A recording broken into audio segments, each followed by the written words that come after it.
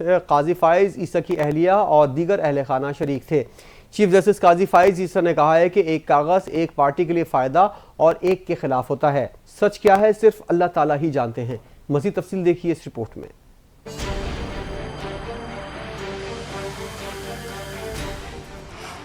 Chief justice काजी फाइज ईसा ने कहा है कि एक कागज एक पार्टी के लिए फायदा और एक के खिलाफ होता है। सच क्या है सिर्फ अल्लाह ताला ही जानते हैं। चीफ जस्टिस काजी फाइज ईसा के एजाज में सुप्रीम कोर्ट में फुल कोर्ट रेफरेंस का इनेकाद किया गया, जिसमें नामजद चीफ जस्टिस याह्या अफरीदी और दीगर 16 जजेस समेत जस्टिस काजी फाइज ईसा की अहलिया और दीगर अहले खाना भी शरीक थे। फुल कोर्ट रेफरेंस से खिताब करते हुए चीफ जस्टिस काजी फाइज ईसा ने कहा कि मुझे एक दफा कॉल आई कि चीफ जस्टिस बुला रहे हैं। मुझे लगा चीफ जस्टिस ने डांटने के लिए बुलाया है, क्योंकि मैं अंग्रेजी अखबार में लिख रहा था, मगर उन्होंने कहा कि बलूचिस्तान में कोई जज नहीं, आप चीफ जस्टिस बने। उन्होंने कहा कि चीफ जस्टिस बलूचिस्तान बनने के बाद जिंदगी बदल गई। बलूचिस्तान में जो काम किए इनका लोगों को मालूम है। बलूचिस्तान में जो किया इसमें अहलिया का किरदार था, लेकिन अहलिया ने कहा नाम नहीं लाया जाएगा। जस्टिस काजी फाइज ईसा का कहना था कि कभी कॉज लिस्ट बनाने में दखल नहीं दिया। हो सकता है कि बेपनाह फैसले गलत किए हों। कागज एक पार्टी के लिए फायदा और एक के खिलाफ होता है। सच क्या है सिर्फ अल्लाह ताला ही जानते हैं। चीफ जस्टिस काजी फाइज ईसा के एजाज में फुल कोर्ट रेफरेंस का इनेकाद। अटॉर्नी जनरल मंसूर ऐवान ने फुल कोर्ट रेफरेंस में इजहार ख्याल करते हुए कहा, चीफ जस्टिस ने खुद को बतौर काबिल वकील मनवाया। चीफ जस्टिस काजी फाइज ईसा ने बलूचिस्तान बार एसोसिएशन की भी नुमाइंदगी की। जस्टिस फाइज ईसा ने चीफ जस्टिस बनते ही फुल कोर्ट रेफरेंस बुलाया। काजी फाइज ने ही मुकदमात को लाइव चलाने का फैसला किया। काजी फाइज का आम इंतखाबात के इनेकाद में अहम किरदार है।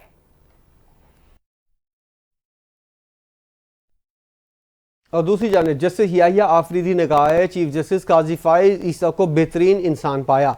वो अच्छा वक्त गुजार कर जा रहे हैं, उनसे बहुत कुछ सीखने को मिला। फुल कोर्ट रेफरेंस से खिताब करते हुए जस्टिस याह्या आफरीदी ने कहा कि सुप्रीम कोर्ट में जस्टिस काजी फाइज ईसा की कमी महसूस करेंगे। जस्टिस याह्या आफरीदी ने कहा कि काजी फाइज ईसा के गुस्से के वक्त सिर्फ अल्लाह ही मदद कर सकता है। मैंने चीफ जस्टिस काजी फाइज ईसा के गुस्से का कई बार सामना किया और ये तजर्बा कुछ अच्छा नहीं था। उन्होंने कहा चीफ जस्टिस काजी फाइज ईसा के साथ कई बार बेंच में इख्तलाफ किया। उन्होंने हमेशा खुले दिल से मेरा मौक़िफ़ सुना। हम अपना पूरा किरदार अदा करेंगे।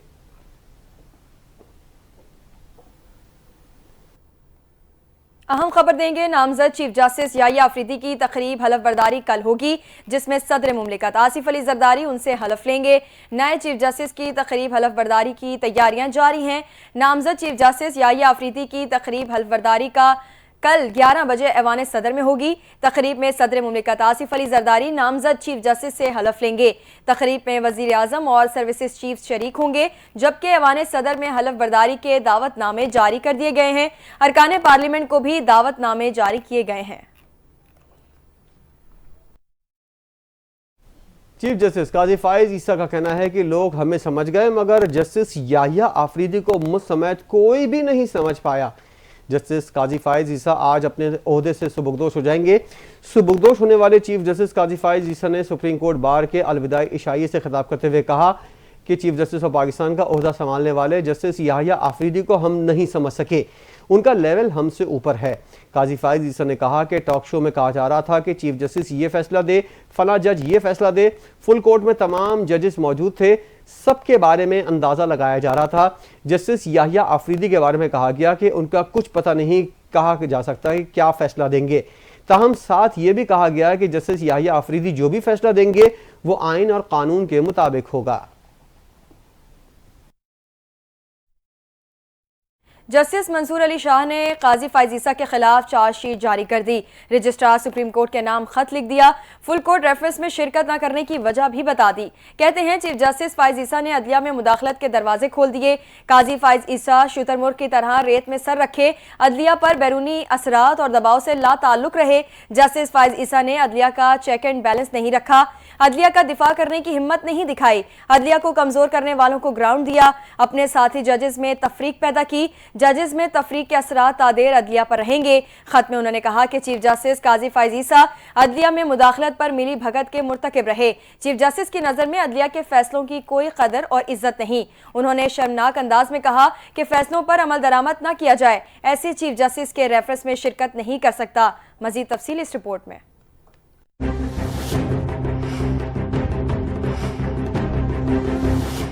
जस्टिस मंसूर अली शाह ने रजिस्ट्रार सुप्रीम कोर्ट को एक और खत लिख दिया, जिसमें उन्होंने कहा कि दुनिया भर में जाने वाले चीफ जस्टिस को अलविदाई तकरीब देने का रिवाज है।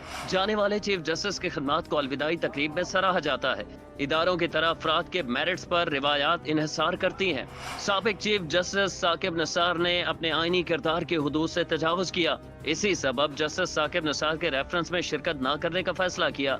जस्टिस साकिब निसार के रेफरेंस में न जाने पर 17 जनवरी को खत में वजूहात बताई। जस्टिस मंसूर अली शाह ने खत में लिखा है कि मैंने ओवर स्टेपिंग पर साबिक चीफ जस्टिस साकिब निसार के रेफरेंस में भी शिरकत नहीं की थी। चीफ जस्टिस काजी फाइज ईसा का रेफरेंस भी अटेंड नहीं करूंगा। चीफ जस्टिस पाकिस्तान काजी फाइज ईसा के लिए अलविदाई रेफरेंस में शरीक न होने की वजूहात बयान की है। अपने खत में जस्टिस मंसूर अली शाह ने लिखा कि चीफ जस्टिस का किरदार अवाम के हुकूक, अदलिया की आज़ादी और सबके लिए इंसाफ का तहफ़्फ़ुज़ करना होता है।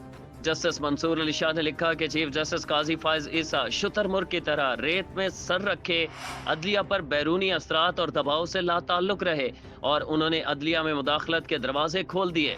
जस्टिस फाइज ईसा ने अदलिया का चेक एंड बैलेंस नहीं रखा और अदलिया का दिफा करने की हिम्मत नहीं दिखाई। मौजूदा चीफ जस्टिस काजी फाइज ईसा ने अदलिया को कमजोर करने वालों को ग्राउंड दिया। उन्होंने अपने खत में लिखा है कि चीफ जस्टिस काजी फाइज ईसा अदालती रवादारी और हम-आहंगी के लिए लाजमी एहतराम कायम करने में नाकाम रहे। वो अदलिया में मुदाखलत पर मिली भगत के मुर्तकिब रहे। चीफ जस्टिस काजी फाइज ईसा ने अपने साथी जजेस में तफरीक पैदा की। जजेस में तफरीक के असरात तादेर अदलिया पर रहेंगे। उन्होंने मजीद लिखा है कि फुल कोर्ट रेफरेंस में शिरकत और ऐसे दौर का जश्न मनाना पैगाम देगा कि चीफ जस्टिस अपने इदारे को नीचा कर सकता है। इदारे को नीचा करने के बावजूद समझा जाएगा कि ऐसा चीफ जस्टिस अदलिया के लिए मुअज़्ज़ज़ खिदमतगार रहा है। मैं ऐसे चीफ जस्टिस के रेफरेंस में शिरकत नहीं कर सकता। दीगर खबरें शामिल करते हैं। आपको बताएं, इस्लामाबाद में कैदी वैन पर नामालूम अफराद ने हमला कर दिया। दहशतगर्दों के मुकदमात में मुलव्विस मुल्जिमान का मुबैना तौर पर छुड़वाने की कोशिश नाकाम बना दी गई। मुल्जिमान ने फायरिंग की, कैदी वैन के शीशे भी तोड़ दिए। कैदियों को अटक जेल से वापस ले जाया जा रहा था। तफसीलात क्या हैं जानते हैं इस रिपोर्ट में।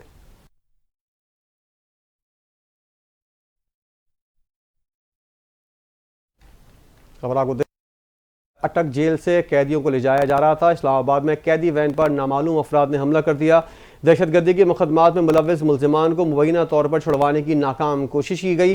तमाम मुल्जिमान को दोबारा गिरफ्तार कर लिया गया है। इन मुल्जिमान ने फायरिंग की और कैदी वैन के शीशे भी तोड़ दिए। कैदियों को अटक जेल से वापस ले जाया जा रहा था। तफसीलात देखिए इस रिपोर्ट में। इस्लामाबाद में दहशतगर्दी के मुकदमात में मुलव्विस मुल्जिमान को मुबैना तौर पर छुड़ाने के लिए नामालूम मुल्जिमान ने कैदी वैनों पर हमला कर दिया, जिसे नाकाम बना दिया गया। जराए ने कहा कि नामालूम अफराद ने संजानी टूल प्लाजा पर कैदियों को ले जाने वाली गाड़ियों पर हमला किया और फायरिंग की। रिपोर्ट के मुताबिक जिन कैदी वैन पर हमला किया गया उनमें दहशतगर्दी के मुकदमात में मुलव्विस पाकिस्तान तहरीक इंसाफ के मुल्जिमान मौजूद थे। मुबैना तौर पर जिन्हें छुड़वाने के लिए नामालूम अफराद ने हमला किया, जिसे नाकाम बना दिया गया। जराए के मुताबिक नामालूम अफराद ने पुलिस कैदी वैनों पर फायरिंग की, शीशे भी तोड़े। इतला मिलने पर पुलिस की भारी नफरी मौके पर पहुंच गई। हमला आवरों की तादाद 25 से 30 थी, जिन्होंने फायरिंग भी की। पुलिस जराए के मुताबिक वैनों में अटक जेल से पेशी के लिए लाए जाने वाले कैदी सवार थे। कैदी वैनों में 150 से ज्यादा कैदी मौजूद थे। जराए का कहना है कि पुलिस ने हमला आवरों की तलाश के लिए ऑपरेशन शुरू कर दिया और इस सिलसिले में वाक़े से मुतालिक ऐनी शाहिदीन से भी पूछगछ शुरू कर दी। ताहाल फरार होने वाले हमला आवर में से कोई भी पुलिस के हाथ न आ सका।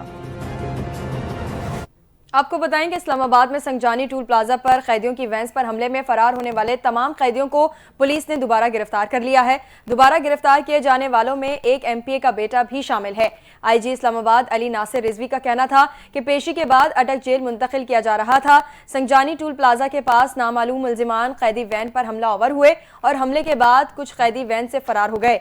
उन्होंने बताया कि फरार होने वाले तमाम कैदियों को दोबारा गिरफ्तार कर लिया गया।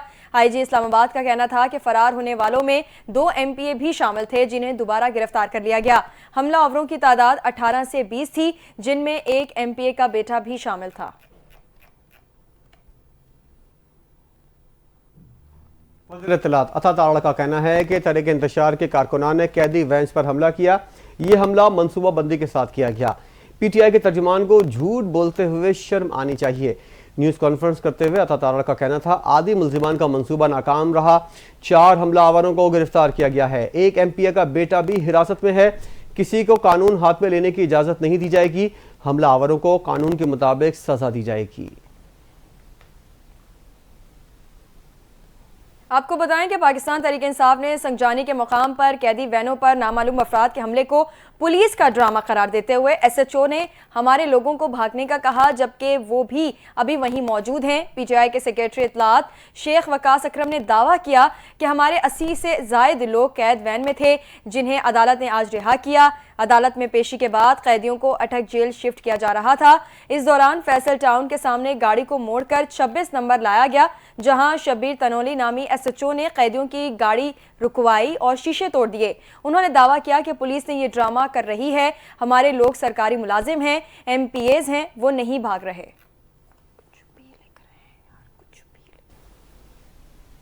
नवाज शरीफ बैरून मुल्क के दौरे के लिए लाहौर एयरपोर्ट से गैर मुल्की एयरलाइन की परवाज़ EK625 के जरिए दुबई रवाना हुए। परवाज़ ने सुबह 9:22 पर उड़ान भरी। दुबई में नवाज शरीफ एक रोज़ क़याम करेंगे, उसके बाद लंदन जाएंगे। गैर मुल्की दौरों के दौरान नवाज शरीफ अमेरिका, लंदन और यूरोप जाएंगे। 29 अक्टूबर को नवाज शरीफ लंदन से अमेरिका जाएंगे। वो अमेरिका में 4 रोज़ क़याम के बाद लंदन पहुंचेंगे। नवाज शरीफ ने लंदन में अपने चेकअप के लिए जाना था। आईनी तरामीम की वजह से उन्होंने अपना दौरा मुलतवी किया था। अब वो लंदन में अपना चेकअप करवाएंगे और कुछ दिन अहम सियासी मुलाकातें भी करेंगे। खबर देंगे, हुकूमत ने एक और तरमीम लाने का फैसला कर लिया। Supreme court practice and procedure act में तरमीम लाई जाएगी। तरमीमी बिल के जरिए सुप्रीम कोर्ट जजेस की तादाद में इजाफा करने की तजवीज़ दी जाएगी। इस सिलसिले में हुकूमत ने तरमीमी एक्ट मंगल तक तरमीमी बिल मंजूर कराने की तैयारी कर ली।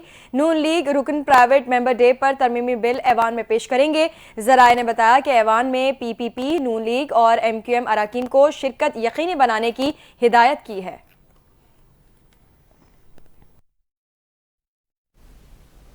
JIFA के सरबराह मौलाना फजलुर रहमान ने कहा है कि 27वीं तरमीम नहीं आएगी। अगर ऐसा हुआ तो भरपूर मुज़ाहमत करेंगे। मीडिया से गुफ्तगू करते हुए उन्होंने कहा, असल ड्राफ्ट और फाइल होने वाले ड्राफ्ट में फ़र्क था। आईनी तरमीम को 56 क्लॉज थी। एक सवाल के जवाब में उन्होंने कहा कि अपोजिशन में हूँ, हुकूमत में जाने का मेरा कोई इरादा नहीं है। 27वीं तरमीम नहीं आएगी, इसकी भरपूर मज़ाहमत करेंगे।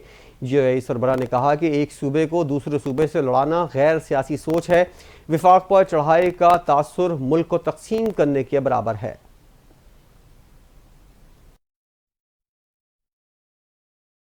नून राना सनाउल्लाह ने पीटीआई को इंतशारी टोला करार देते हुए कहा है कि ये एक ऐसा टोला है जिसकी हिमायत करने वाला भी नुकसान उठाता है। जस्टिस मंसूर बहुत अच्छे जज हैं, लेकिन उनके बारे में पीटीआई वाले कहते रहे कि हमारी बात हो गई है। अक्टूबर में जस्टिस मंसूर आ रहे हैं, वो आकर हुकूमत का बंदोबस्त कर देंगे। राना सनाउल्लाह ने मजीद क्या कहा, जानते हैं इस रिपोर्ट में। आजम के मुशीर बराए सियासी उमूर राना सनाउल्लाह कहते हैं, आईनी तरमीम से जस्टिस मंसूर का रास्ता रोका, उसमें हुकूमत का अमल दखल कम, पीटीआई का ज्यादा है। बरतानवी नशरियाती इदारे से गुफ्तगू करते हुए राना सनाउल्लाह का कहना था कि पीटीआई ऐसा इंतशारी टोला है जिसकी हिमायत करे इसका भी नुकसान हो जाए। जस्टिस मंसूर अली शाह बहुत अच्छे जज हैं, लेकिन उनके बारे में पीटीआई वाले कहते रहे कि हमारी बात हो गई है। अक्टूबर में जस्टिस मंसूर आ रहे हैं, वो आकर हुकूमत का बंदोबस्त करेंगे। ऐसी बातें किसी की भी साख को नुकसान पहुंचा सकती हैं। सीनियर सूबाई वजीर पंजाब मरियम औरंगजेब ने प्रेस कॉन्फ्रेंस करते हुए कहा है कि लाहौर डिवीजन का स्मॉग का मसला हम सब के सामने है। वज़ीर आला मरियम नवाज ने तमाम मुतल्लिक़ा सेक्टर्स को टाइमलाइन के मुताबिक काम दिया था। भट्टे और इंडस्ट्रियल जोन के मुताबिक टाइमलाइन दी गई।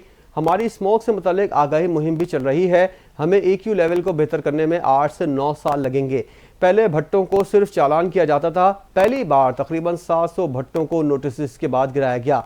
भट्टों से काला धुआं छोड़ने पर 0 टॉलरेंस है। भट्टों को जिगजैग टेक्नोलॉजी पर भी मुंतकिल कराया गया। वज़ीर आला मरियम नवाज की हिदायत पर तकरीबन 15,000 दौरे किए। 700 से ज़ायद इंडस्ट्रियल यूनिट्स को सील किया गया। किसी सिफारिश को नहीं माना गया। पहली बार सेफ सिटी कैमरों के जरिए धुआं छोड़ने वाली गाड़ियों का चालान किया गया। इस सीजन में धुआं छोड़ने वाली गाड़ियों मोटरसाइकिलों पर 0 टॉलरेंस है। अहम खबर से आगाह करें। इस्लामाबाद की इंसदाद दहशतगर्दी की अदालत ने थाना कोहसार केस में अलीमा खान और उज़मा खान की रिहाई का हुक्म दे दिया। बानी PTI की बहन अलीमा खान और उज़मा खान के खिलाफ डी चौक एहतजाज केस की समाअत जज अबुल हसना जुल्करनैन ने की। अदालत ने अलीमा खान और उज़मा खान की जमानत की दरख्वास्तें मंजूर कर ली। बुशरा बीबी जेल से रिहा, बनी गाला पहुंच गई। दोनों की 20-20 हज़ार रुपए के मचलकों के एवज जमानतें मंजूर की गई। इस्लामाबाद के रेड जोन में अलीमा खान और उज़मा खान को एहतजाज के तनाजुर में गिरफ्तार किया गया था। 8 अक्टूबर को साबिक वज़ीर आज़म की बहनों अलीमा खान और उज़मा खान का मजीद 2 रोज़ा जिस्मानी रिमांड मंजूर कर लिया था। लाहौर की इंसदाद दहशतगर्दी की अदालत ने बानी PTI के खिलाफ दर्ज 9 मई के जलाओ गिरा के मुकदमात में जमानत की दरख्वास्तों पर समाअत 2 नवंबर तक मुलतवी कर दी। इंसदाद दहशतगर्दी की अदालत लाहौर में बानी PTI के खिलाफ 9 मई के जलाओ गिराव के मुकदमात में जमानत की दरख्वास्तों पर समाअत हुई। लाहौर की इंसदाद दहशतगर्दी की अदालत के जज मुजफ्फर अली गुल ने दरख्वास्तों पर समाअत करते हुए वकला को हिदायत की कि वह आइंदा समाअत पर जमानतों पर दलाइल मुकम्मल करें। बाद अज़ां लाहौर की इंसदाद दहशतगर्दी की अदालत ने समाअत 2 नवंबर तक मुलतवी कर दी। डेरा इस्माइल खान में दहशतगर्दों के FC चेक पोस्ट पर हमले में 10 जवान वतन पर कुर्बान हो गए। वज़ारत दाखिला के मुताबिक शहीद जवानों ने जाने निछावर करके खवारजी दहशतगर्दों का चेक पोस्ट पर हमला नाकाम बनाया। शहीद होने वाले FC के 6 जवानों का ताल्लुक जनूबी वज़ीरिस्तान जबकि 4 जवानों का ताल्लुक जिला कुर्क से था। तफसील जानते हैं इस रिपोर्ट में।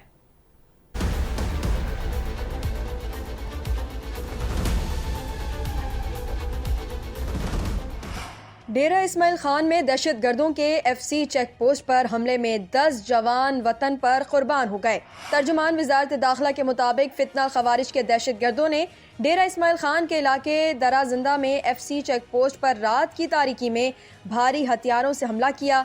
खवारजी दहशतगर्दों का बहादुरी से मुकाबला करते हुए FC के 10 जवान शहीद जबकि 3 जख्मी हो गए।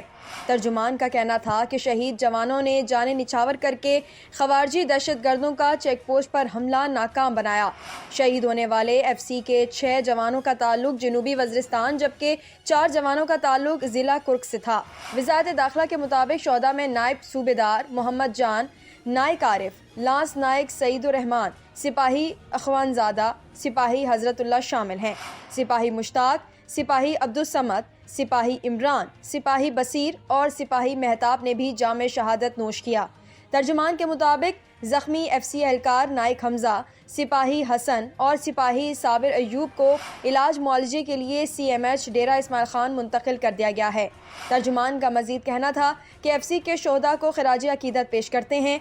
FC दहशतगर्दी की लानत के खात्मे और क़याम अमन के लिए पुरअज़्म है। शोहदा की अजीम कुर्बानियाँ हमारे गैर मुतज़्ज़ल अज़्म को मजीद मजबूत करती हैं।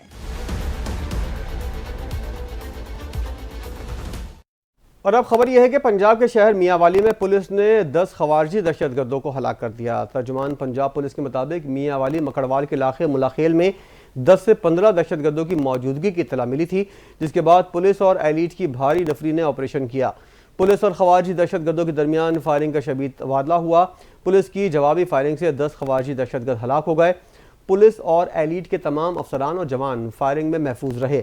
IG पंजाब की जानिब से दहशतगर्दों के खिलाफ कामयाबी पर DPO मियांवाली और टीम को शाबाशी दी गई।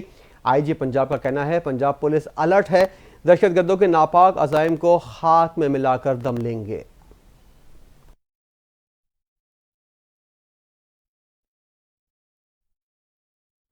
खैरपुर में डिस्ट्रिक्ट सेशन कोर्ट के करीब फायरिंग हुई। मुकदमे की समाअत के लिए अदालत आने वाले 3 अफराद जाम बहक हो गए।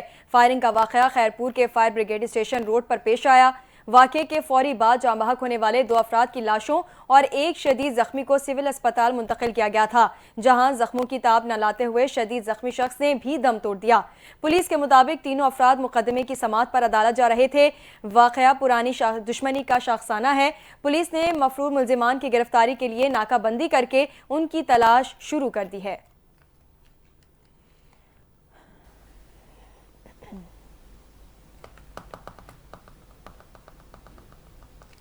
बुलेटिन में खबरों का सिलसिला जारी रहेगा, एक ब्रेक के बाद हमारे साथ रहिए।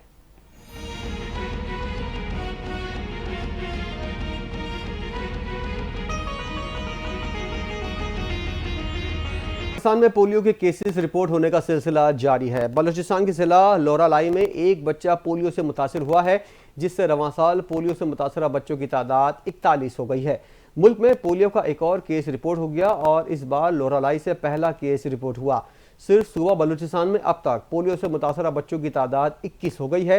ये मुल्क में लगातार दूसरे दिन पोलियो का केस रिपोर्ट हुआ, जहां गुज़िश्ता रोज भी एक बच्चे में वायरस की तशखीस हुई थी।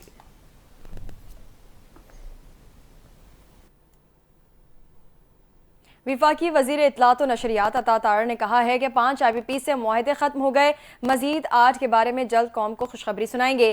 फ्यूल प्राइस एडजस्टमेंट पर नेपरा ने गुज़िश्ता रोज मुल्क भर में 86 पैसे फी यूनिट कमी की है। वजीर आज़म की बिजली की कीमतों में कमी पर भरपूर तवज्जो है। मजीद तफसील जानिए इस रिपोर्ट में।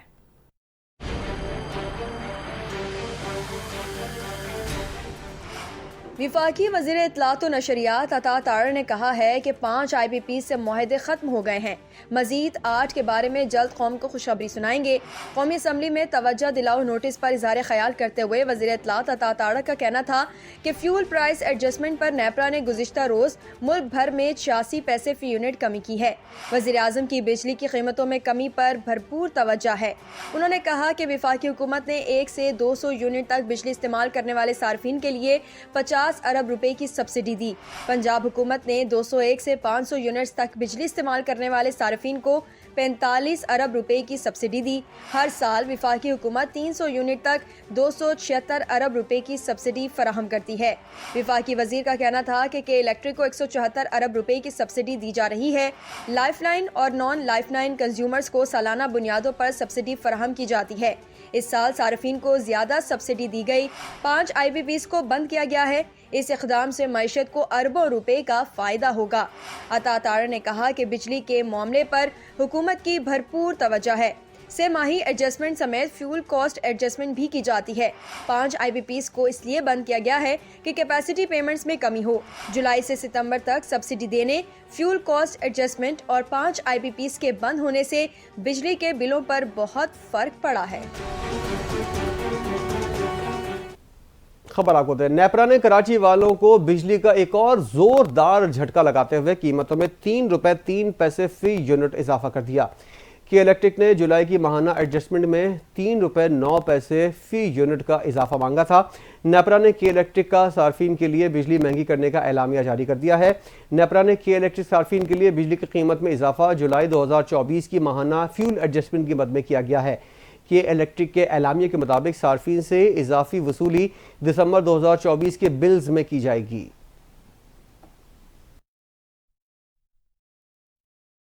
आपको बताएं कि शहर क़ायद में 4 दिन से पानी की फराहमी शदीद मुतासिर है। मुख्तलिफ इलाकों में शहरी पानी की बूंद बूंद को तरस गए हैं। पानी की अदम फराहमी से मुतासरा इलाकों में Liaquatabad, Nazimabad, north Nazimabad, PIB colony, garden, सदर और रनछोड़ लाइन शामिल है। इसके अलावा लांढी, कोरंगी, शाह फैसल कॉलोनी, मलीर और गुलिस्तान जौहर समेत दीगर इलाके भी पानी की अदम दस्तियाबी से दो चार हैं। गुज़िश्ता रोज़ वाटर कॉरपोरेशन ने 3 मुख्तलिफ मकामात पर लाइनों की मरम्मत का काम मुकम्मल होने का दावा किया था। पानी और बिजली की अदम फराहमी पर शहर क़ायद के मुख्तलिफ इलाकों में एहतजाज भी किया गया। और बैनुल-अक़वामी दुनिया से खबर यह है कि अमरीकी सदारती उम्मीदवार डोनाल्ड ट्रंप ने तारकीन वतन पर क्रैकडाउन का नया मंसूबा बना लिया है। अमरीकी मीडिया के मुताबिक यह नया मंसूबा ट्रंप के पहले दौरे सदारत के क्रैकडाउन के मुकाबले में कहीं ज़्यादा शदीद होगा। ट्रंप दोबारा सदर बने तो वो अमरीकी तारीख का सबसे बड़ा मुल्क बदरी का ऑपरेशन शुरू करेंगे। ट्रंप इस ऑपरेशन के लिए फ़ौज को भी इस्तेमाल करना चाहते हैं। रिपोर्ट में मजीद लिखा है कि लाखों गैर कानूनी तारकीन वतन को तहवील में लेकर मुल्क बदर करने से पहले हिरासती मराकज में भी रखा जाएगा।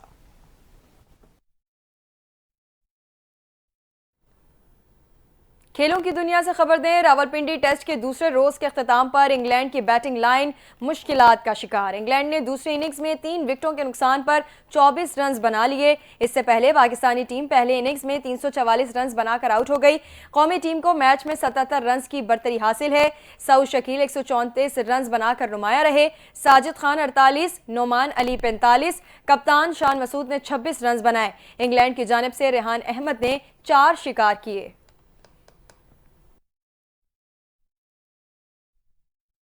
न्यूज़ स्टूडियो से फिल वक्त इतना ही। मजीद खबरों और अपडेट्स के लिए आप देखते रहिए NTN न्यूज़।